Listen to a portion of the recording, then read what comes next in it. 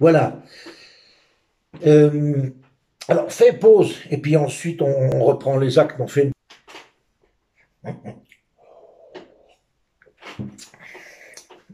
Je continue avec les actes.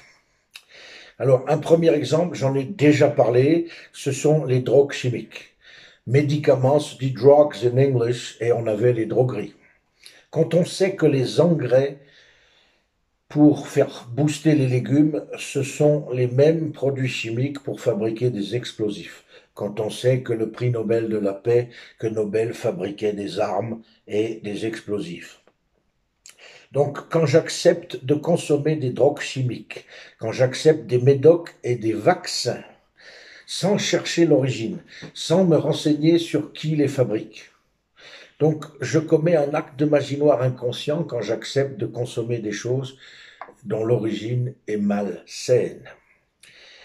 J'ai parlé aussi du jeans. Depuis que j'ai vu l'émission Terre du Ciel où ils expliquent comment on fabrique un téléphone et comment on fabrique un jeans, quand j'ai appris qu'il fallait 10 litres de pétrole pour fabriquer un Lewis, le Lévi-Strauss, même si c'était génial d'inventer les poches, mais c'est un symbole de la mondialisation. Et la mondialisation n'a rien à voir avec l'humanité. Donc voilà, dans les actes, euh, les gens qui acceptent de se faire vacciner, leur inconscient a décidé de se soumettre au mal. Les engrais chimiques, le matériel militaire, et j'ai mis ces parties dans mes articles du FOC, quand on voit un des directeurs de la CIA et des gens qui expliquent que euh, l'étude pharmaceutique, c'est une bonne excuse pour faire des expériences de guerre biologique qui coûtent moins cher qu'une bombe atomique. Donc nous sommes tous responsables. Donc porter un jeans, choisir ses marques. Combien de gens sont des pseudo-écologistes? Je rappelle que l'écologie, c'est le lien que j'ai avec ma mère. Alors je fais partie des écologistes en tant que druide et avoir peur que la nature soit détruite à cause de la pollution, c'est un point commun de tous les écologistes. Notre mère était en ou est en mauvaise santé. Dans l'écologie, bon ben j'ai longtemps acheté des piles jetables. Donc il y a aussi une prise de conscience qui se fait pas tout de suite, mais aujourd'hui nous sommes en guerre psychologique de la peur et on ne reviendra jamais en arrière. Soit on va vers un contrôle total de l'humanité, soit on va vers une transformation de la politique et on ne doit plus mettre de politiciens malhonnêtes au pouvoir. Plus il y aura de gens honnêtes sur cette planète, plus ça sera difficile de tricher. Alors, j'ai connu un homme qui fabriquait les piles et qui m'a dit que 90% des piles, voire 95% des piles, étaient jetées dans un trou. On ne les récupère pas. Donc aujourd'hui, j'ai des piles rechargeables. Le papier recyclé, j'ai connu un chauffeur qui s'occupait des journaux à recycler. Et pourquoi on nous dit qu'on doit mettre dans le papier seulement des journaux? Parce que l'encre est facile à enlever. Mais si on a de la publicité avec des belles images, l'encre nécessaire, les produits chimiques nécessaires pour enlever l'encre et récupérer ce papier, eh bien, la plupart des papiers recyclés ne sont pas du tout écologiques. Le papier cadeau aussi, c'est sûr qu'un papier cadeau avec de magnifiques animaux, des étoiles, des constellations, c'est beau. Mais en même temps, aujourd'hui, on doit considérer qu'on n'est pas seul. S'il y avait un petit groupe de chasseurs et qui tuaient quelques animaux, comme les Indiens d'Amérique, mais quand Buffalo Bill il tuait tous les bisons pour d'abord affaiblir les Indiens, c'est un acte de magie noire. Donc, le papier cadeau, on peut faire je peux faire des jolis dessins. Voilà. Évitez aussi de dire tout le temps on, mais de dire je, toi ou nous. Rappelez-vous que le on a été introduit au XVIe siècle officiel par les Allemands dans la langue française. Les mouchoirs et les couches culottes. Depuis que j'utilise des mouchoirs en tissu, je me suis rendu compte de tout le gaspillage. Et combien de mamans m'ont dit que la couche culotte en tissu était mieux pour le bébé et voilà, et c'est plus écologique. Donc choisir entre le coton et le tissu, quand on sait que maintenant j'ai de nouveau une chose que j'ai oubliée. Pour faire 1 kilo de coton, ben, il l'avait dit là, le gars qui fait l'émission Terre du Ciel, il avait dit que c'était, je sais plus, 1000 ou 5000 litres d'eau pour faire un kilo de coton, donc c'est invraisemblable. Donc moi aussi j'ai du coton, mais j'essaye de voilà trouver des habits qui sont naturels, mais d'éviter les plus grosses marques et encore de nouveau aujourd'hui favoriser les petits commerçants plutôt que les grandes entreprises. Ah oui, ça c'est un sujet très important qui va bien avec la biopédagogie, c'est quand les familles se disputent. Chez les Celtes, chez les Boréens, chez les nomades et chez les Indiens d'Amérique, je les appelle pas natifs d'Amérique ils ont été conçus ailleurs. Beaucoup de peuples disent qu'ils viennent des étoiles, donc c'est leur histoire, ils ont été conçus dans une autre galaxie. Quand une famille se dispute, presque tout le monde, dans les 5 pays où j'ai habité, tout le monde le fait. En Europe, en général, tout le monde le fait. Même en Afrique, même en Asie, puisqu'on prend une mentalité occidentale, eh bien, on a tendance à dire, les enfants, allez dans votre chambre pendant que papa et maman se disputent. Donc ça veut dire que dispute égale séparation. L'enfant enregistre, à la dispute, on m'éloigne. Mais l'enfant qui a peur que ses parents se séparent, il écoute derrière la porte. Alors c'est la pire chose, parce que vous nourrissez chez lui la peur de la vérité. Vous nourrissez sa peur de la vérité. Et je conclurai avec ça. Donc, quand il y a une séparation des enfants et de les envoyer dans la chambre, dites-leur, tu peux rester là. Et puis si tu te sens pas assez fort, tu peux aller dans ta chambre. Mais ne pas interdire parce qu'ils sont eux-mêmes 50% papa et 50% maman. Donc ça s'enregistre en eux. Le gâteau d'anniversaire, la fameuse bougie. Combien de gens font des prières en allumant une bougie avant? Et ils font la prière avec la flamme, la lumière. Bon, c'est la lumière artificielle, mais bon, la bougie, j'aurais pu en allumer une. C'est vrai, j'aurais pu faire plein de choses. Alors, combien de gens soufflent les bougies et font un vœu? C'est un acte inversé. Tu fais le vœu avant d'éteindre les bougies. La lumière doit être présente. Le gâteau perd de sa beauté quand tu l'as soufflé.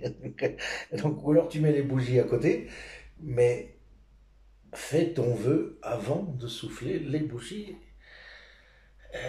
Et je demande si les gens veulent m'écrire ou me téléphoner, dites-moi le nombre d'enfants devenus adultes dont les vœux d'anniversaire se sont exaucés. Ah, ça c'est encore pire que les médicaments. Le don du sang, le don d'organes et le don du sperme. Alors, je peux commencer par le sperme, puisque pour faire un bébé où il y aura du sang, il y a d'abord du sperme. Un ovule, un spermatozoïde, un œuf, un serpent. Alors il y a des films très drôles, hein, où le père, il a 500 enfants. Le don du sperme, c'est quoi? Le sperme va être congelé, l'ovule va être congelé. Et ensuite vont être décongelés et rassemblés. Tous les enfants qui naissent de manière bébé éprouvette ont tous des conflits d'espace-temps. Ils n'ont pas été conçus en même temps. En plus, quand on demande au futur papa de lire des bouquins de cul pour éjaculer, eh ben, je fais pas l'amour avec maman, je fais l'amour avec plein de femmes. Donc, je programme l'infidélité. Et tous les enfants qui ne savent pas qui est leur vrai parent, à un moment donné, ça peut être très tôt, ça peut être adolescent, ça peut être jeune adulte, mais à un moment donné dans leur vie, ils voudront savoir d'où ils viennent. Alors, même si tu vois dans plein d'histoires que les parents qui ont adopté leurs enfants leur ont donné tout l'amour, mais combien ont menti, combien n'ont pas dit qu'on t'a adopté, et l'enfant le sent. Donc on commet un acte de magie noire. Le don du sang, mais le sang, la leucémie, le cancer du sang, le sang, c'est la vie, c'est la sève, c'est les ancêtres, c'est la famille, c'est la mémoire, c'est l'histoire d'où je viens. Donc le don du sang, et il y a eu, quand j'avais 22 ans, dans les années 88, 3 livres sur les groupes sanguins, sur les transfusions. Et il y a un homme qui a eu une transfusion complète et toute sa vie a été chamboulée. Et ils ont écrit un livre en disant que depuis qu'ils avaient le sang de quelqu'un d'autre, eh bien, il y avait quelqu'un d'autre qui vivait à leur place. Et je me rappelle d'une histoire, peut-être que certains s'en souviennent, un homme qui était millionnaire, un homme riche, qui grâce à ses moyens financiers a pu trouver qui était le donneur de son cœur. Alors, je le dis aussi, hein, la plupart des militaires et des gangsters sont des grands consommateurs de médicaments. J'avais connu un maton à Genève qui m'avait dit que 97% des prisonniers consommaient des médicaments. Quand on sait aussi que cet antidépresseur-là, où les gens tuent tout le monde et après ils se suicident, eh ben, il y a 100% de probabilité qu'ils aient consommé, je crois que c'est le Prozac. Voilà, ils ont consommé un médicament qui les speed et ensuite qui leur met dans la dépression. Donc, de nombreux meurtres sont commis par des gens qui ont subi le mind control ultra monarque et qui sont des consommateurs de drogues violentes, de trucs chimiques. Alors, ce type qui avait eu un remplacement de cœur a écrit qu'il faisait des cauchemars où il se voyait tuer des gens.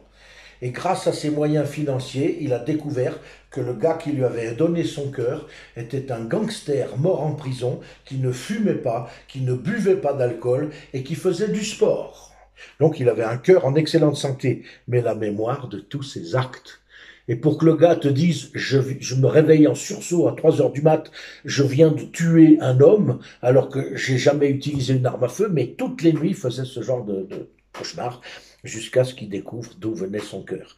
Donc là aussi, c'est de la magie noire. J'ai connu un conducteur qui trimballait le sang du CHUV à Lausanne, du CHU à Lausanne.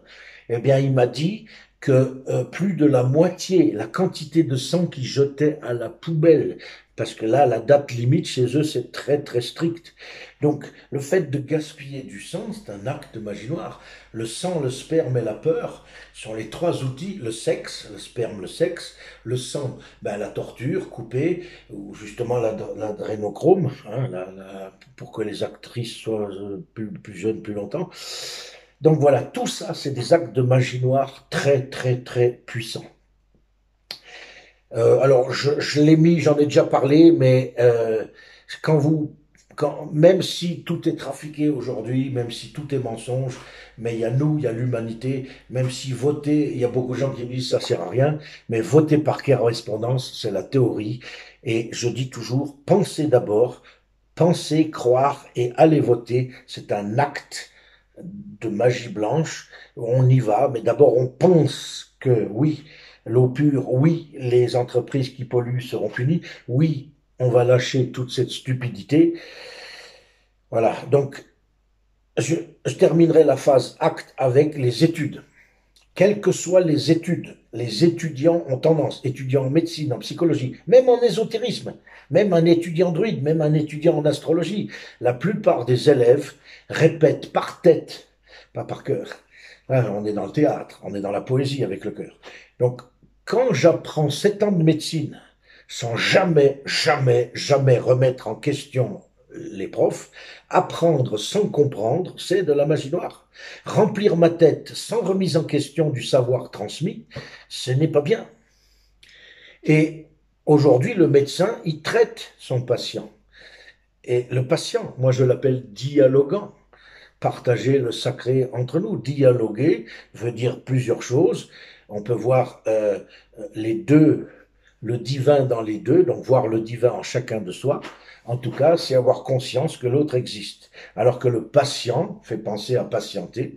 Et traiter et maltraiter, c'est la même racine.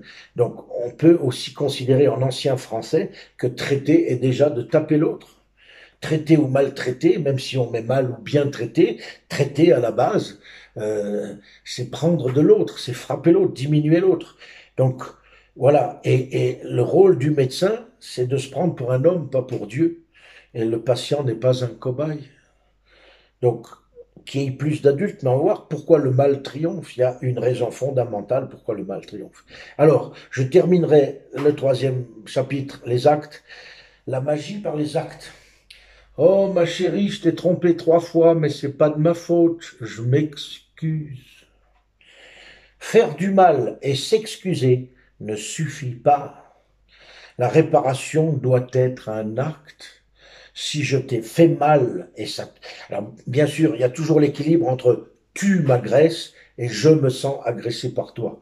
Mais si j'ai vraiment commis quelque chose de grave en tant qu'ami, je dois réparer. Je dois venir repeindre ta maison, te faire la lessive pendant 3 semaines, mais je dois montrer que je veux changer. Tandis que je m'excuse, oui, mais moi, aujourd'hui, je mets l'excuse. J'avais un maître, voilà, le fondateur du Shosindo, Jacques Laine, qui disait, les excuses sont faites pour ça. Alors bien sûr, une fois de temps en temps, accepter qu'on s'est trompé, mais la meilleure façon, c'est pas les mots. Et je terminerai en disant cette phrase: tout homme qui s'excuse tous les jours ne change jamais. Et puis le verbe, on arrive à la fin, le verbe. Alors souvent, j'avais de la peine à traduire le mot vulgaire et le mot grossier. Dans la première audio-vidéo École de l'art que nous avons fait, AVEA, nous avons parlé du verbe créateur. Et j'ai dit aux gens: achetez-vous un dictionnaire d'étymologie, parce que c'est important de comprendre que même si un mot évolue, il a une origine. C'est le fameux programme dans le cerveau reptilien, dans l'ordinateur. Le programme domine.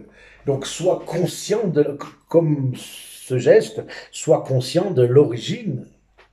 Parce que l'origine, c'est les racines. Alors, quelque chose qui est malsain, on le transforme, mais on ne garde pas le même en disant on repeint d'une autre couleur, puis on refait la même chose. Le monde n'a pas changé parce que nous continuons à faire la même chose. Alors, vulgaire, et n'en déplaise au capitaine Marlowe, vulgaire, ça ne veut pas dire le peuple. Vulgaire, ça veut dire commun. Quand on dit tu es vulgaire, ça veut dire que tu es commun. Et l'étymologie nous ramène à tout le monde. Ce qui est commun, c'est ce qui est commun à tout le monde. C'est la masse. C'est la masse. Et dès l'instant qu'on pense, alors oui, penser par soi-même, il y a une part d'individualité. Mais nous verrons que l'individualisme, c'est toujours miroir de l'esclavagisme. L'individu, c'est l'élite.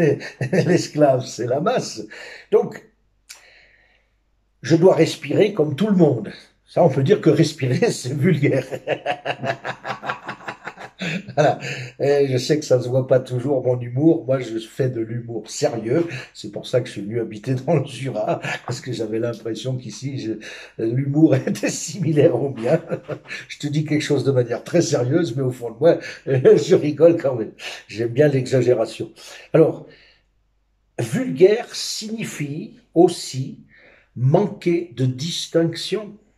Et qu'est-ce qui fait de toi et de moi un homme responsable? Ben, c'est de distinguer, sans avoir besoin d'une religion, du bien et du mal. Si à 6 ans, je distingue pas tout à fait le bien et le mal, ok, mais ça veut dire aussi que les parents sont absents. Parce qu'à 6 ans, tu dois sentir quand tu as fait du mal à quelqu'un. Quand on faisait pipi dans mon chocolat chaud à l'école, caca dans mon cartable et qu'on détruisait mon vélo, eh ben, c'est quand même une volonté, hein.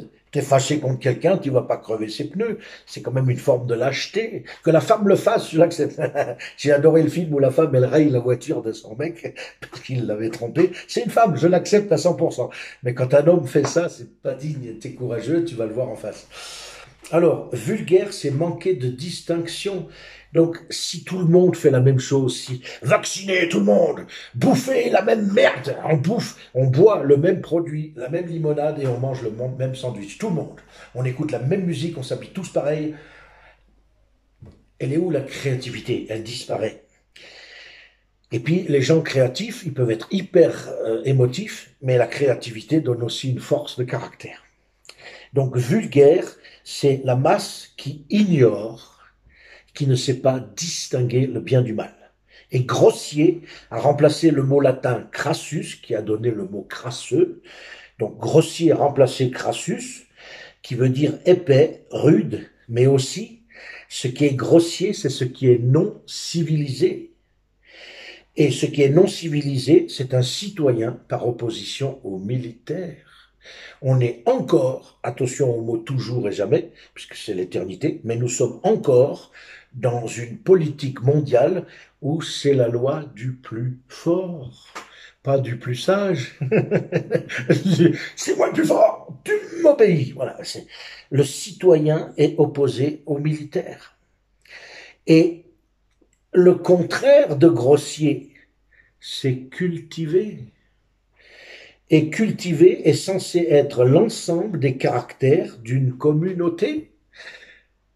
Une communauté est censée avoir des règles de vie.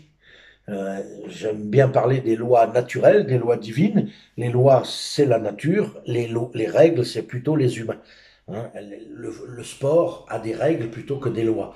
Mais elles sont nécessaires. Quand elles sont équilibrées, c'est qu'elles sont civilisées. Elles forment l'ensemble d'une communauté. Et donc, je suis dans l'inconscient, hein. Je suis dans mettre la lumière dans l'inconscient. C'est l'inconscient qui nous gouverne. Quel est le contraire de grossier? Absence de civilité. Et s'il y a une absence de civilité, ça veut dire absence de civilisation. Civil et civilisation, c'est la même racine. Donc s'il y a une absence de civilité, s'il y a une absence de conscience, eh bien, il y a une augmentation de la violence, je fais du mal, mais je comprends pas ce que j'ai fait. Voilà. Et donc, je l'ai encore dit tout à l'heure, aujourd'hui, encore aujourd'hui, à presque 2022, année du phoque destructeur, allez voir mes articles du phoque. Absent, donc, il y a plus de menteurs que de gens honnêtes. S'il y a plus de menteurs que de gens honnêtes, cela favorise le mal dans le monde.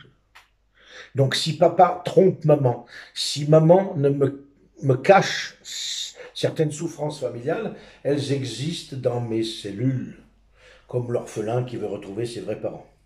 Et je conclurai avec, voilà, on va conclure, la conclusion, c'est l'origine du mal. Alors en français, aïe, je me suis fait mal, ça ne marche pas dans toutes les langues, aïe, je me suis fait mal, j'ai mal, donc je fais mal. Dans tout acte de méchanceté, ah oui, je l'ai déjà dit, mais je profite de le redire parce que ça me traverse l'esprit. Ne dites plus jamais à vos enfants, tu es méchant, mais dites-lui, tu as fait une méchanceté. Je suis moi et je fais quelque chose. J'ai une maladie, je suis pas malade. Mais bien sûr, c'est des fois plus facile de dire le malade parce qu'on doit étudier les symptômes du malade. C'est lui qui souffre, donc on s'occupe de lui. Mais c'est très important. En thérapie, nous devons stimuler les gens qui n'osent pas aller dedans.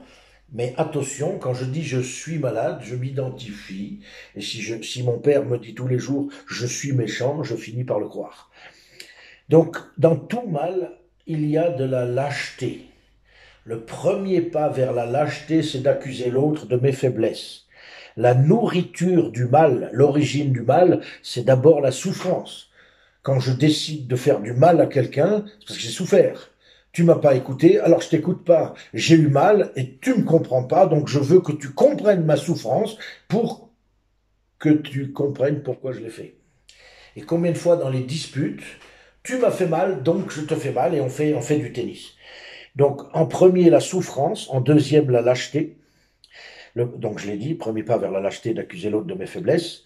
Et puis quelle est la source? Mais il n'y a que deux sources, maman l'amour, papa la vérité. Ou l'honnêteté, quand je dis aux gens que tu dois être vrai, les gens pensent, ah tu sais tout. Non, mais être honnête, personne ne sait tout. Mais parce que si tu sais tout, tu obtiens tout ce que tu veux. Non, mais être honnête, ne pas montrer l'exemple, mais être. Je peux me disputer. L'autre jour, il y a quelqu'un qui a trop bu d'alcool, qui a pété les plombs devant moi, mais d'une violence inouïe. Et j'ai pas eu d'acte, je l'ai pas frappé. Euh, c'est vrai que j'ai d'abord dit, bah tu sors. Et puis ensuite, j'ai calmé, et puis j'ai respiré. Comme avec un chien qui t'aboie, tu lui tournes le dos. Parce que ça a l'air. Pas avec un tigre. Le tigre, tu lui montes pas ta nuque. Le tigre n'attaque que par derrière. Mais le chien qui est domestiqué depuis des milliers d'années, eh ben, un chien qui aboie tout le temps, tu lui tournes le dos et il finira par lâcher parce que tu lui montres que, même s'il entend ce que tu penses, mais tu lui montres un peu d'indifférence. Donc je me suis calmé aussi et il est resté encore 2 heures de plus. Voilà, donc alors que sur mon territoire, toi, si tu m'engueules sur ton territoire, ok, je m'incline, c'est chez toi. Mais alors, chez moi, ben non, j'ai voulu aller voir plus loin. Et comme le dit Terry Cézanne, je l'ai d'ailleurs gardé ici en petite étiquette, c'est que, voilà, quand je dis détester, quand tu détestes l'autre, c'est atteindre les limites de la compréhension. C'est clair que je déteste les actes des politiciens, notre Alain Berchier. Lisez mon article de morphopsychologie sur l'article 23, la politique suisse, encore des mensonges. Le mensonge continue. Donc je décris la morphologie des politiciens. Donc apprenez à comprendre les mains, le visage des politiciens et des médecins, surtout les médecins en ce moment. Voilà. Donc le mal commence dans une souffrance, se nourrit parce que je suis plus important que toi. Parce que les gens qui en vont, pour moi, un sage, une femme sage ou un homme sage d'un âge avancé, ce sont toujours des gens qui ont beaucoup souffert. Sans être psychologue ou médecin, pour comprendre la souffrance des autres, je dois avoir beaucoup souffert, sinon il n'y a pas de sagesse. Donc, à partir de là, si je souffre, j'ai deux possibilités extrêmes. Je souffre et j'ai conscience que tu es né de la même manière que moi, même si Washington disait qu'on laisse tous égaux, c'est faux. Il y a des enfants orphelins, il y a des enfants dont les parents sont heureux d'avoir un enfant, d'autres qui ne voulaient pas, d'autres qui ont les moyens de les nourrir, d'autres pas. Donc voilà, personne ne naît égaux, ça c'est faux. Mais le moment où je commence à faire du mal aux autres, c'est quand je pense que voilà, je suis le nombril du monde. Je suis égoïste, plus important que toi. Mais j'affirme que quelqu'un qui a souffert en profondeur pour de vrai n'a aucune envie volontaire de faire du mal aux autres. Quand on t'a fait du mal, et la fameuse phrase qui est hélas à l'envers, mais qui est plus facile à comprendre à l'envers, ne fais jamais aux autres ce que tu voudrais jamais que les autres te fassent. Parce que si tu dis fais le bien aux autres que tu voudrais recevoir, si tu préfères le chocolat à la vanille, on n'aura pas la même joie de recevoir l'autre. Donc c'est vrai, si je souffre, soit je fais tout pour ne pas faire souffrir l'autre, mais sans m'autodétruire, soit je considère que je suis plus important. Et tous les gens qui nous font du mal, tous les gens qui dirigent ce monde, tous les gens qui considèrent l'argent comme plus important que tout, c'est toujours l'expression d'un manque d'amour. Mais aussi le père. Il a été prouvé que tous les chefs d'État ont été humiliés par leur père ou leur grand-père et que c'est une tradition qui permet, plus j'humilie mes enfants, plus ils sont ambitieux. Le contraire de l'ambition, c'est l'idéalisme. Je souhaite un monde meilleur. Ça, c'est être un idéaliste. Mais être ambitieux, c'est vouloir être supérieur aux autres. Et pourquoi je veux être supérieur à toi? Parce que je me sens inférieur. Et donc, rappelez-vous ce proverbe, euh, l'homme qui se prend pour de la merde et l'homme qui se prend pour Dieu sont deux frères jumeaux. Ils empêchent l'autre de les juger. Et juger n'est pas condamner. Pour voir le mal, je dois juger, mais pas condamner l'autre. Je peux juger l'acte de l'autre, mais voilà, on accuse quelqu'un, il passe en jugement, il a la justice, jugement, juge vrai, et ensuite, s'il est condamné ou pas. Voilà, donc tout mal vient d'une absence de père. Et en général, en particulier pour le politicien, un père violent et humiliant. C'est la violence et l'humiliation qui nourrit le mal. Et je terminerai par la conclusion. Le mal est toujours matérialiste. Toujours matérialiste. Si je suis fâché contre quelqu'un, je ne vais pas lui casser son vélo ou crever les pneus de sa voiture. En tant qu'homme, non. Parce que sa voiture m'a rien fait.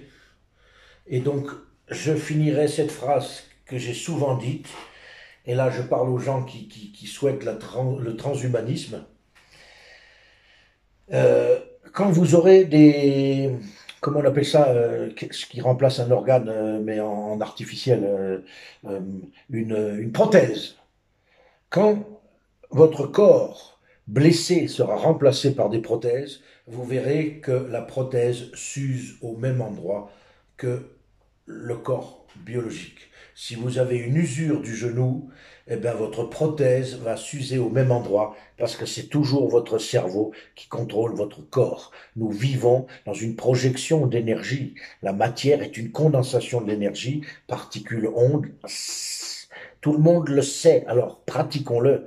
À la base, voilà. Et je conclurai avec le matérialiste est celui qui a peur de mourir. Et le spiritualiste est celui qui a peur de vivre. La plupart des gens qui sont idéalistes et qui ont de l'empathie pour les autres ont peur de te faire du mal, mais au détriment d'eux-mêmes. Et celui qui est matérialiste, le fumeur Marlboro, le transhumaniste, voilà, il a peur de perdre son pognon, il a peur de perdre la plus jolie fille du monde, il a peur de perdre sa jolie voiture qui coûte des millions. Voilà, donc prenez conscience que nous pratiquons tous les jours des choses inconscientes et à nous d'écouter, d'être, voilà, la vulgarité, manque de distinction, donc le contraire. apprenons à distinguer ce qui est bien et mal. Bien à vous, et pour ceux que ça intéresse, il y a le cycle de la lumière, le solstice d'hiver, qui n'est pas une seule religion, qui est celle des Germains, celle des Celtes, celle des chrétiens, mais voilà, Osiris, Assar, Théotatès a été assassiné un 21 décembre, et le seul Christ qui est né sur terre un 24 décembre à minuit, c'est Horus. Voilà, la connaissance qui vient d'Égypte. Satan a gouverné l'Irak et Osiris et Horus ont gouverné l'Égypte. Tout est là. Tout est là et le monde entier a toujours été, toutes les civilisations ont été développées parce qu'ils se sont déplacés. Donc, suivez le cycle de la lumière si ça vous intéresse. Quand une astronome genevoise a expliqué que la modification de l'axe, quand on passe de l'équinoxe au solstice, eh ben le solstice d'hiver, c'est une condensation de l'énergie cosmique que nos ancêtres appelaient la manne divine. Et cette manne divine, c'est comme si elle nous nourrit beaucoup plus entre le 21 et le 12, le 21 décembre et le 12 janvier, mais je l'ai expliqué déjà dans les petites audio-vidéos que le solstice, il y a 3 jours de résurrection. Entre le 21 et le 24 décembre, le soleil se lève et se couche à la même heure. Dans toutes les mythologies, il y a un dieu qui se repose, Cuchulainn se repose, et Jésus, il meurt et il ressuscite. Il y a 3 jours où le soleil stagne. Et le 24 décembre à minuit, la lumière vient dominer l'obscurité. Et c'est un symbole.